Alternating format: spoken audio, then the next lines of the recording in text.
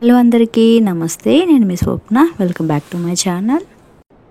ఈరోజు నా వీడియో వచ్చేసి బంగాళదుంపతో తయారు చేసుకునే పువ్వుల్లాగా ఉండే ఒక మంచి స్నాక్ ఐటమ్ అండి. ఇంట్లో ఉన్న వాటితోనే ఈజీగా మీ పిల్లలకి కొంచెం కొత్తగా డిఫరెంట్గా ఈ రెసిపీని చేసి పెట్టండి. వాళ్ళు చాలా ఇష్టంగా తింటారు. ఇలా ఎవరైనా నా వీడియోని ఫస్ట్ టైం చూసినట్లయితే ప్లీజ్ సబ్స్క్రైబ్ చేసుకోండి.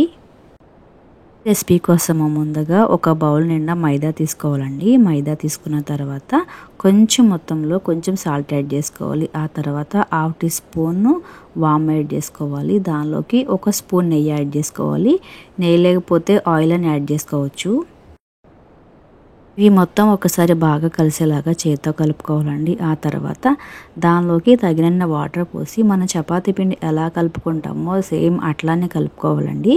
ఈ విధంగా కలుపుకున్న ఈ ముద్ద మొత్తాన్ని కనీసము 15 నిమిషాలైనా ఈ విధంగా మూత పెట్టి పక్కన పెట్టుకోవాలి. ఆ తర్వాత ఒక పెద్ద బంగాళదుంపని వాటర్లో ఉడికించుకున్న తర్వాత దాని మీద ఉన్న స్కిన్ మొత్తం తీసేసుకుని ఈ విధంగా బౌల్లో వేసుకున్నానండి. ఒక పెద్ద బంగాళదుంప మాత్రమే సరిపోతుంది. వీడియోలో చూపించినట్లు ఈ విధంగా మెత్తగా చేసుకోవాలండి. దాన్ని మీ దగ్గర అది లేకపోతే కనుక చేత్తో అయినా చేసుకోవచ్చు మెత్తగా. ఈ విధంగా మెత్తగా చేసుకున్న తర్వాత సన్నగా కట్ చేసి పెట్టుకున్న ఒక గుప్పుడు ఉల్లిపాయ ముక్కలు యాడ్ చేసుకోవాలి. ఆ తర్వాత సన్నగా కట్ చేసి పెట్టుకున్న పచ్చిమిర్చి యాడ్ చేసుకోవాలి. కొంచెం కరివేపాకు యాడ్ చేసుకోవాలి. ఆ తర్వాత కొంచెం కొత్తిమీర కూడా యాడ్ చేసుకోవాలి. కొంచెం పసుపు, అలానే టేస్ట్కి తగ్గట్టు కాస్త సాల్ట్, మనం కారానికి తగ్గట్టు కొంచెం కారం యాడ్ చేసుకోవాలి. ఆ తర్వాత కొంచెం టేస్ట్ కోసము గరం మసాలా పొడి యాడ్ చేసుకోవాలండి. ఆ తర్వాత 1 టీ స్పూన్ కార్న్ఫ్లోర్ యాడ్ చేసుకోవాలి. ఇవన్నీ ఒకసారి బాగా కలిసేలాగా చేతితో బాగా కలుపుకోవాలండి. దీనిలోకి ఎక్స్ట్రా వాటర్ ఏం అక్కర్లేదండి. వాటర్ లేకుండానే మంచిగా చేతితో కలుపుకొని ఇలా ముద్దలా వచ్చిన తర్వాత ఇది పక్కన పెట్టేసుకోవాలి. మనం ముందుగా రెడీ చేసి పెట్టుకున్న ఈ పిండి ముద్దను తీసుకుని మనం చపాతీలు ఎలా ఒత్తుకుంటామో సేమ్ అలానే 2 చపాతీలు పెద్దగా చేసుకోవాలండి. మనం ముందు ఈ విధంగా చపాతీ చేసుకున్న తర్వాత మనం ఆలు మిక్చర్ ఉంది కదండి, ఆలు మొత్తము దాని మీద పెట్టేసి సేమ్ ఒకటే లెవెల్లో మొత్తం ఒత్తుకోవాలండి. ఈ ఆలు మిక్చర్ మొత్తము ఎత్తుపల్లా లేకుండా సమానంగా ఆ చపాతీకి ఎట్లా ఉందో ఆ చపాతీ మొత్తానికి మనం ఉతుకున్న తర్వాత పైన వేరే చపాతీ వేసి పక్కన పెట్టుకోవాలండి. ఈ విధంగా చుట్టూరు ఎక్కడ గ్యాప్స్ లేకుండా చుట్టూరు మొత్తాన్ని కవర్ చేయాలి.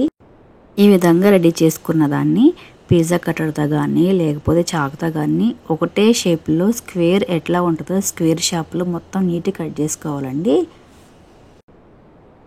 కాకుండా పిజ్జా కట్ ఉంటే ఈజీగా వచ్చేస్తుందండి. చాకైనా ఓకే, కానీ పిజ్జా కట్ ఉంటే ఇంకా చాలా ఈజీగా వచ్చేస్తుంది.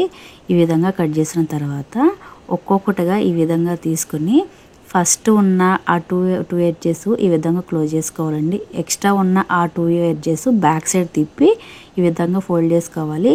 అది మనం చూసినట్లయితే అచ్చము ఒక చిన్నపాటి పువ్వులానే ఉందండి.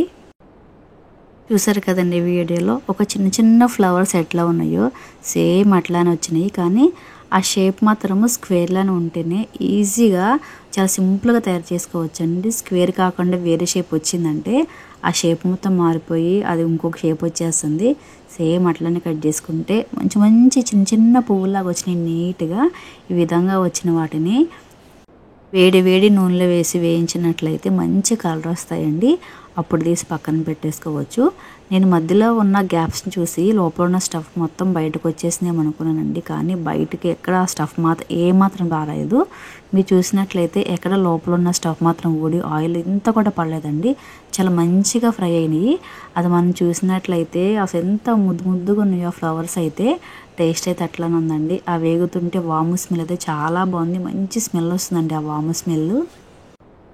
ఇంట్లో కాస్త బంగాళదుంపలు ఎక్కువ ఉన్నప్పుడు వేరే వేరే ఐటమ్స్ ఏం కాకుండా ఈ విధంగా చిన్న చిన్న పువ్వులాగా ఉన్న ఈ స్నాక్స్ని చేసి పెట్టండి. వాళ్ళు చాలా ఇష్టంగా తింటారు. చూడడానికి అయితే పువ్వులానే ఉన్నాయి కదండి, టేస్ట్ కూడా అంతే బాగుంది. చాలా ఈజీ రెసిపీ అండి. మన ఇంట్లో ఉన్న వాటితో ఈజీగా మన పిల్లలకి పెద్దవాళ్ళకి చేసి పెట్టవచ్చండి. చాలా సింపుల్గా అయిపోయిందండి. చూసారు కదా నేను వీడియోలో ఎంత పువ్వుల్లాగా ఎంత చక్కగా ఉన్నాయో. ఇది కనుక వేడిగా కాస్త కెచప్లో ముంచుకుని తింటే చాలా బాగుంటుందండి. ఈ వీడియో కనుక మీకు నచ్చినట్లయితే ప్లీజ్ లైక్ చేయండి, షేర్ చేయండి. అలానే మరిన్ని వీడియోస్ కోసము నా ఛానల్ని సబ్స్క్రైబ్ చేసుకోండి. Thanks for the watching. Thank you.